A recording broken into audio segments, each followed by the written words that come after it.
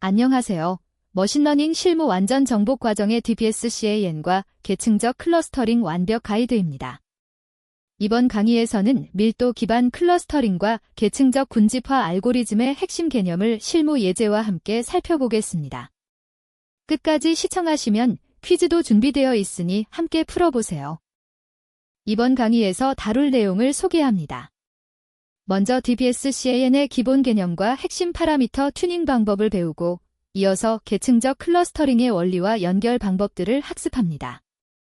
덴드로그램 해석 방법과 두 알고리즘의 비교, 그리고 실전 고객 세그멘테이션 프로젝트까지 다루겠습니다. DBSCAN은 Density Based Spatial Clustering of Applications with Noise의 약자로 밀도 기반 클러스터링 알고리즘입니다. K-민즈와는 다르게 클러스터의 개수를 미리 지정할 필요가 없다는 것이 가장 큰 장점입니다.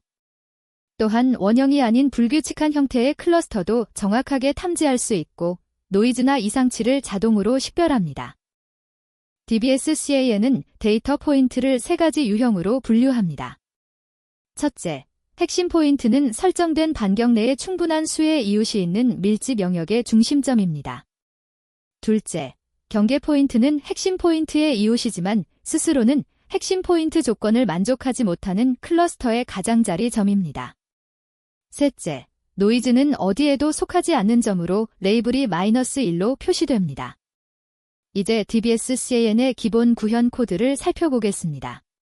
먼저 스클런에서 DBSCAN 클래스를 불러오고 스탠더드 스케일러로 데이터를 정규화합니다. 스케일링은 거리 기반 알고리즘에서 필수적인 전처리입니다. DBSCAN 객체를 생성할 때 EPS는 0.5, 민셈펠즈는 5로 설정했습니다.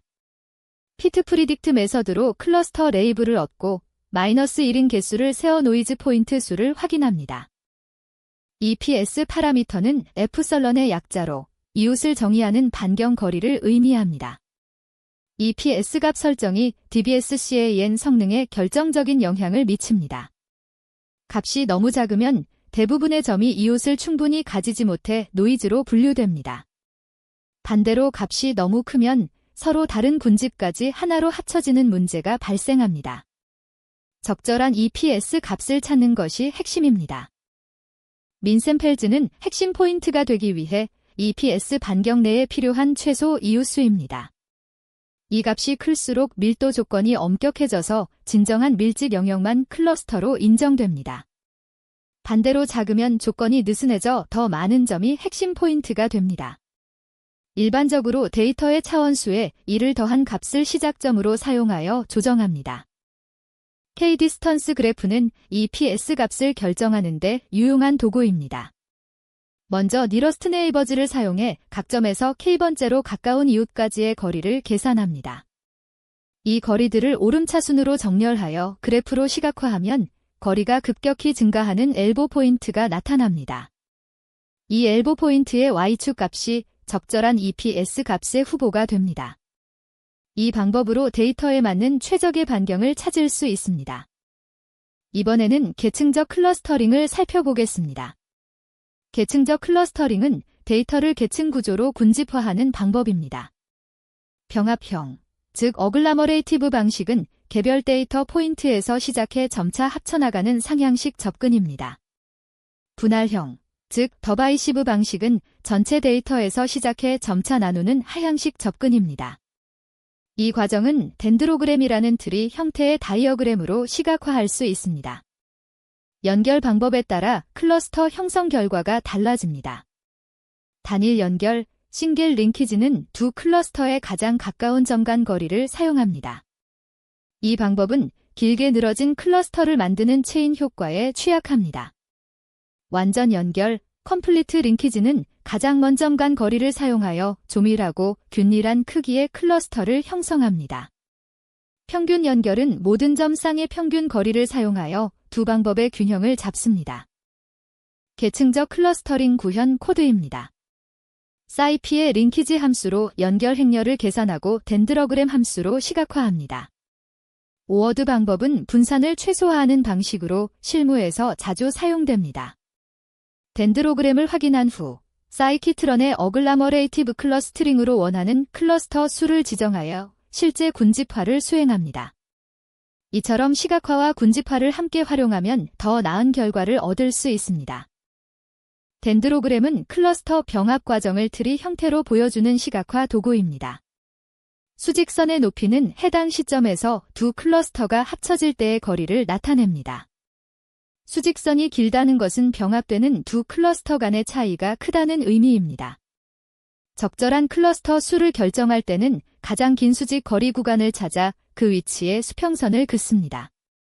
수평선과 교차하는 수직선의 개수가 권장되는 클러스터 수입니다. DBSCAN과 계층적 클러스터링은 각각 다른 장점을 가집니다.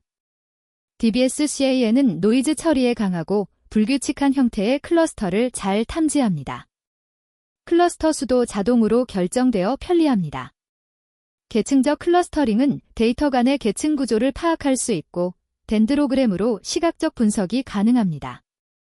클러스터 수를 나중에 유연하게 조절할 수 있다는 장점도 있습니다. 데이터 특성과 분석 목적에 따라 적절한 알고리즘을 선택하세요. 실전 프로젝트로 고객 세그멘테이션을 살펴보겠습니다. 고객 데이터 분석에서 DBSCAN은 비정상적인 구매 패턴을 보이는 이상 고객을 탐지하는 데 효과적입니다. 계층적 클러스터링은 고객 그룹 간의 관계와 유사도 구조를 파악하는 데 유용합니다. 두 알고리즘을 RFM 분석, 즉 최근 구매일, 구매 빈도, 구매 금액 분석과 결합하면 더욱 정교한 고객 세그멘테이션이 가능합니다. 고객 세그멘테이션 예제 코드입니다. 먼저 RFM 데이터, 즉 리선시, 프리퀀시, 머너테리 컬럼을 추출합니다. 스탠더드 스케일러로 스케일링을 수행한 후 DBSCAN을 적용합니다. EPS를 0.8, 민센펠즈를 5로 설정했습니다. 클러스터 레이블이 -1인 고객들이 바로 이상 패턴을 보이는 고객입니다. 이들을 별도로 필터링하여 VIP 고객인지 이탈 위험 고객인지 추가 분석할 수 있습니다. 자, 이제 퀴즈 시간입니다. 첫 번째 문제입니다. DBSCAN 알고리즘에서 어떤 점이 핵심 포인트로 분류되기 위한 조건은 무엇인가요? 첫째, 클러스터의 중심에 위치해야 한다. 둘째, EPS 반경 내에 민센펠즈 이상의 이웃이 있어야 한다. 셋째, 다른 모든 점들과의 평균 거리가 가장 작아야 한다. 넷째, 가장 먼저 탐색된 점이어야 한다. 잠시 생각해보세요. 정답은 2번입니다. DBSCAN에서 핵심 포인트는 EPS로 정의된 반경 내에 민센펠즈 이상의 이웃점이 존재할 때 지정됩니다. 이는 K민즈의 중심점 개념과 다르며 밀도를 기반으로 판단합니다. 핵심 포인트의 이유들을 따라가며 클러스터가 확장되는 방식으로 알고리즘이 동작합니다. 두 번째 문제입니다. K민즈 대신 DBSCAN을 사용해야 하는 상황으로 가장 적절한 것은? 첫째, 클러스터의 개수를 정확히 알고 있을 때의 둘째, 모든 데이터가 반드시 특정 클러스터에 속해야 할 때의 셋째, 불규칙한 형태의 군집이 있고 이상치 탐지가 필요할 때의 넷째, 데이터의 차원이 매우 높을 때 어떤 것이 맞을까요? 정답은 3번입니다. DBSCAN은 밀도 기반 알고리즘으로 원형이 아닌 불규칙한 형태의 클러스터도 잘 탐지하며 밀집 영역에 속하지 않는 점들을 노이즈로 자동 분류합니다. K민즈는 원형 클러스터에 강하고 모든 점을 클러스터에 할당하므로 이상치 탐지에는 부적합합니다. 세 번째 문제입니다. DBSCAN에서 EPS 값을 결정하기 위해 사용하는 방법은 무엇인가요? 첫째, 실루엣 점수 그래프에서 최대값을 찾는다. 둘째, K-디스턴스 그래프에서 엘보 포인트를 찾는다. 셋째, 덴드로그램에서 가장 긴 수직선을 찾는다. 넷째, SSE 그래프의 기울기를 분석한다. 정답을 맞춰보세요. 정답은 2번입니다. K-디스턴스 그래프는 각 점에서 K번째 가까운 이웃까지의 거리를 정렬하여 그린 그래프입니다. 이 그래프에서 급격한 변화가 일어나는 엘보 포인트가 적절한 EPS 값의 후보가 됩니다. 참고로 덴드로그램은 계층적 클러스터링에서 사용하는 방법입니다. 네 번째 문제입니다. DBSCAN의 파라미터 설정이 잘못되었을 때 발생할 수 있는 문제로 올바른 것은? 첫째, EPS가 너무 작으면 모든 데이터가 하나의 클러스터로 합쳐진다. 둘째, 민센펠즈가 너무 크면 대부분의 점이 노이즈로 분류된다. 셋째, EPS가 너무 크면 대부분의 점이 노이즈로 분류된다. 넷째, 민센펠즈가 너무 작으면 클러스터가 전혀 형성되지 않는다. 정답은 2번입니다. 민센펠즈가 너무 크면 핵심 포인트가 되기 위한 조건이 엄격해져서 대부분의 점이 핵심 포인트로 인정받지 못하고 노이즈로 분류됩니다. 반대로 EPS가 너무 크면 멀리 있는 점들도 이웃으로 포함되어 모든 데이터가 하나의 클러스터로 합쳐집니다. 5번째 문제입니다. 계층적 클러스터링에서 덴드로그램을 해석하여 클러스터 수를 결정하는 방법으로 가장 적절한 것은? 첫째, 트리의 가장 아래 리프 노드 수를 세어 결정한다. 둘째, 가장 긴 수직 거리를 갖는 부분에 수평선을 그어 교차하는 수직선의 개수로 결정한다. 셋째, 트리의 루트에서 첫 번째 분기점까지의 거리로 결정한다. 넷째, 모든 병합 단계의 평균 거리를 계산하여 결정한다. 정답은 2번입니다. 덴드로그램에서 클러스터 수를 결정할 때는 가장 긴 수직 거리, 즉 병합 간 거리가 가장 큰 구간을 찾아 그 구간에 수평선을 긋습니다. 이 수평선과 교차하는 수직선의 개수가 적절한 클러스터 수가 됩니다. 이는 클러스터 간 거리가 급격히 증가하는 지점을 기준으로 나누는 것입니다. 6번째 문제입니다. 계층적 클러스터링의 연결 방법 중 완전 연결의 특징으로 올바른 것은? 첫째, 두 클러스터 간 가장 가까운 점들의 거리를 사용하여 체인 효과에 취약하다. 둘째, 두 클러스터 간 가장 먼 점들의 거리를 사용하여 조밀한 클러스터를 형성한다. 셋째, 두 클러스터의 모든 점 쌍거리의 평균을 사용한다. 넷째, 두 클러스터의 중심점 간 거리를 사용한다. 정답은 2번입니다. 완전 연결, 컴플리트 링키지는 두 클러스터 사이의 가장 먼 점들 간의 거리를 클러스터 간 거리로 정의합니다. 이 방법은 클러스터 내부가 조밀하게 유지되는 경향이 있습니다. 참고로 첫 번째 설명은 단일 연결의 특징입니다. 7번째 문제입니다. 신용카드 사기 탐지 시스템에서 DBSCAN이 적합한 이유를 가장 정확하게 설명한 것은? 첫째, 사기 거래의 정확한 개수를 미리 알 수 있어서. 둘째, 모든 거래를 반드시 정상 또는 사기로 분류해야 하므로. 셋째, 정상 거래는 밀집 클러스터를 형성하고 사기 거래는 이상치로 자동 탐지되므로. 넷째, 거래 데이터가 항상 원형 분포를 따르기 때문에. 정답은 3번입니다. 사기 탐지에서 DBSCAN이 효과적인 이유는 정상적인 거래 패턴은 비슷한 특성을 가져 밀집된 클러스터를 형성하는 반면 사기 거래는 정상 패턴에서 벗어난 위치에 나타나기 때문입니다. DBSCAN은 이런 패턴에서 벗어난 점들을 노이즈로 자동 분류하여 이상치 탐지에 활용할 수 있습니다. 8번째 문제입니다.